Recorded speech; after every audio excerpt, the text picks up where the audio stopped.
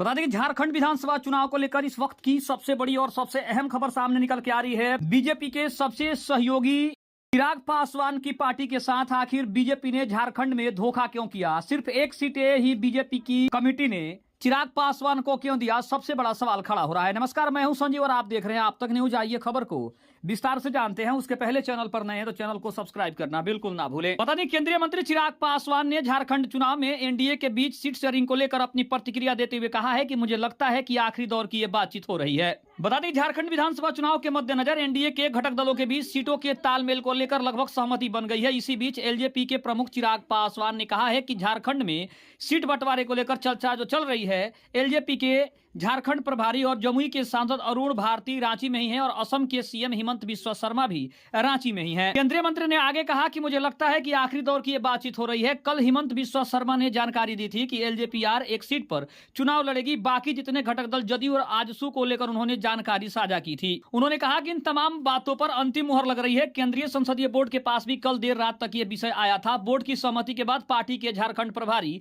अरुण भारती इस विषय को लेकर हमारे राज्य इकाई के पास गए हैं। उनसे भी बातचीत हो रही है और गठबंधन के बाकी साथियों से भी बातचीत हो रही है, ये कहना है चिराग पासवान का। बता दें कि झारखंड में एनडीए के बीच सीट शेयरिंग फार्मूले के मुताबिक बीजेपी 68 सीटों पर और all Jharkhand students union 10 seat और जदयू 2 के अलावा लोजपा रामविलास 1 सीट पर चुनाव लड़ेगी। झारखंड विधानसभा चुनाव के लिए बीजेपी के सह प्रभारी और असम के मुख्यमंत्री हिमंत बिस्वा शर्मा ने शुक्रवार को इस संबंध में जानकारी शेयर की। इस दौरान हिमंत बिस्वा शर्मा ने कहा कि सीट बंटवारे की व्यवस्था को लगभग अंतिम रूप दिया जा चुका है।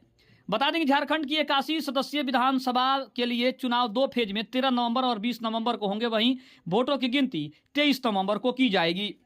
लेकिन सवाल यह उठ रहा है कि आखिर चिराग पासवान के साथ बीजेपी ने इतना बड़ा धोखा क्यों किया? क्योंकि चिराग पासवान ने पहले से भी ये कहीं ना कहीं इशारा किया था कि उनकी पार्टी झारखंड विधानसभा चुनाव में 10 सीटों पर चुनाव लड़ने के बारे में सोच रही है।